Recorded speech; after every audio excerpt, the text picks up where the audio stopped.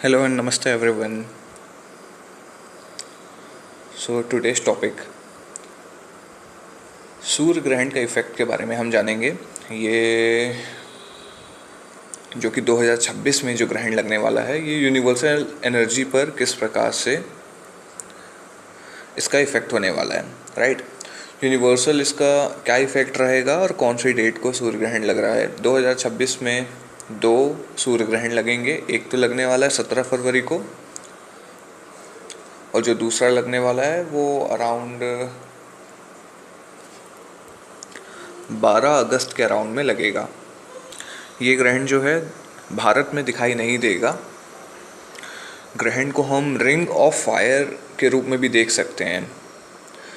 सूर्य ग्रहण में पृथ्वी और सूर्य के बीच में चंद्रमा आ जाते हैं। इसमें रोशनी सूर्य की पृथ्वी तक नहीं पहुंचती है, इसीलिए यहाँ पे आपको ये ग्रहण देखने को मिलेगा।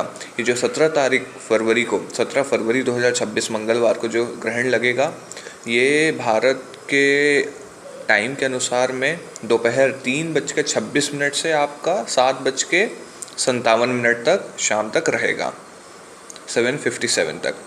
ये कहाँ कहाँ पे दिखेगा? ये दिखने वाला है Antarctica, south Africa, south America के कुछ हिस्सों में आपको ये देखने को मिलेगा। दूसरा जो सूर्य ग्रहण रहेगा, ये पूर्ण सूर्य ग्रहण रहने वाला है। ये 12 अगस्त 2026 बुधवार को लगेगा। ये कहाँ दिखेगा? ये ग्रीनलैंड, आइसलैंड, स्पेन, रूस, पोर्टुगल के कई हिस्सों में आपको देखने को मिलेगा।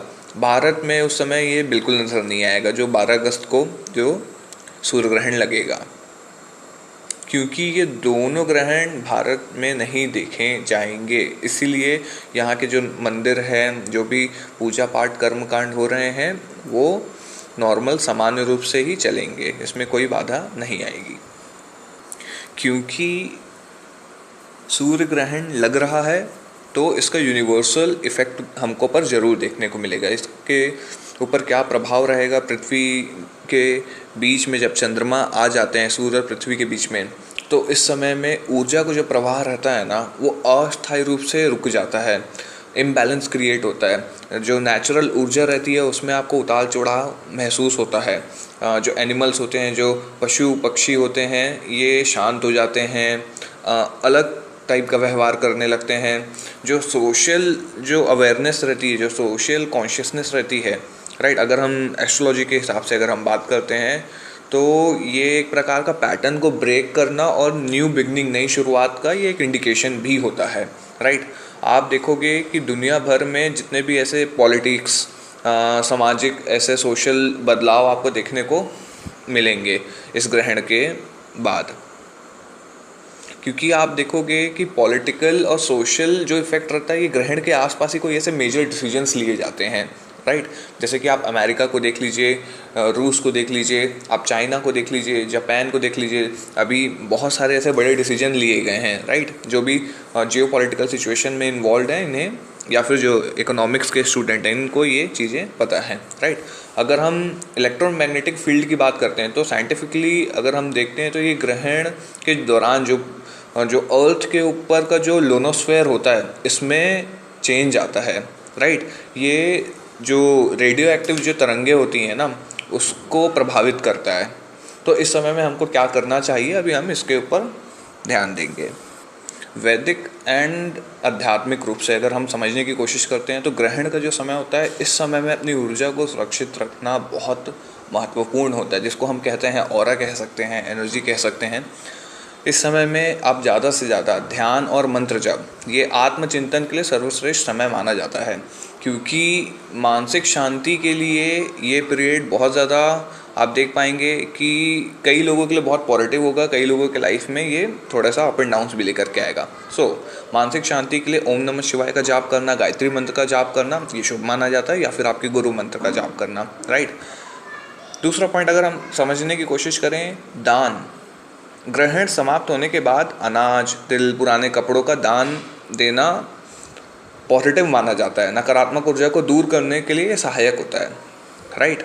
तीसरा जो सबसे इम्पोर्टेंट पॉइंट होता है, हमारा जो भोजन होता है, ग्रहण के दौरान जो भी भोजन होता है ना, वो अगर पका हुआ भोजन है तो वो ख़राब हो जाता है। इसलिए आप देख पाओगे कि जो पके हुए भोजन होते हैं, पुराने ज़माने में क्या होता था कि दूर्वा, कुश या फिर जो तुलसी दल है वो डाल के रखते थे, जैसे अचार हो गया या कोई भी ऐसे आइटम जो हैं, राइट, जो सस्टेन नहीं कर पाते, क्योंकि जो उसकी एनर्जी रहती है वो पूरे जब यूनिवर्स को इन्फ्लुएंस करती है तो खाने पीने की वस्तुओं को भी वो इन्फ्लुएंस करती है, राइट। इसीलिए ग्रहण के दौरान ज़्यादा से ज़्यादा कोशिश करते हैं कि इस समय में भोजन ना करें, मिलन का जो संयोग होता है वो ना करें, राइट। इस समय में उपवास रहना बहुत अच्छा होता है, क्योंकि इसका कारण ये है कि इस समय में क्योंकि सूर्य की रोशनी नहीं आ रही है, राइट, या जैसे चंद्र ग्रहण लगता है तो चंद्रमा की रोशनी नहीं आ रही, तो क्या होता है कि जो पाचन शक्ति होती है, जो हमारा डाइजेस्टिव सिस्टम होता है, ये कमज़ोर हो जाता है।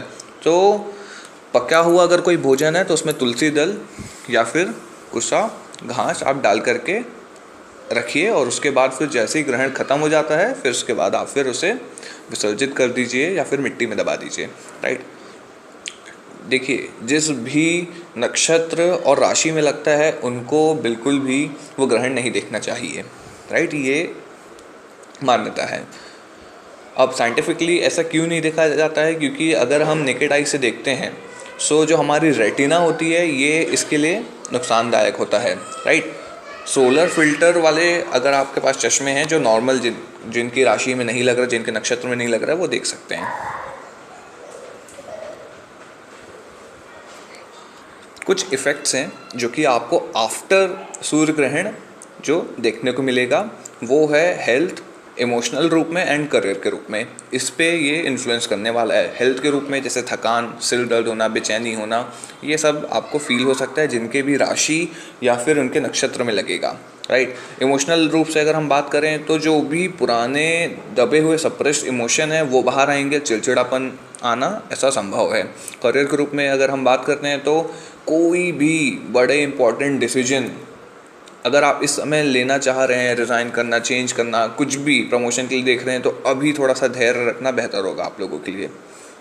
ये मैंने आप लोगों को एक जनरल जो सूर्य ग्रहण लगने वाला है इसके बारे में बताया, और चंद्र ग्रहण भी लगने वाला है 3 मार्च जो कि होलिका दहन में लगेगा, राइट। इसके लिए मैंने एक शॉर्ट में आपको बताया है, उसका टाइमिंग बताया है, एंड सूतक काल रहता है। सूतक काल मतलब कि उस समय शुभ कार्य वर्जित होते हैं, नहीं करने चाहिए, राइट। तो check out in the short section. बाकी आज के लिए बस इतना है, फिर मिलते हैं अपने नेक्स्ट सेशन में।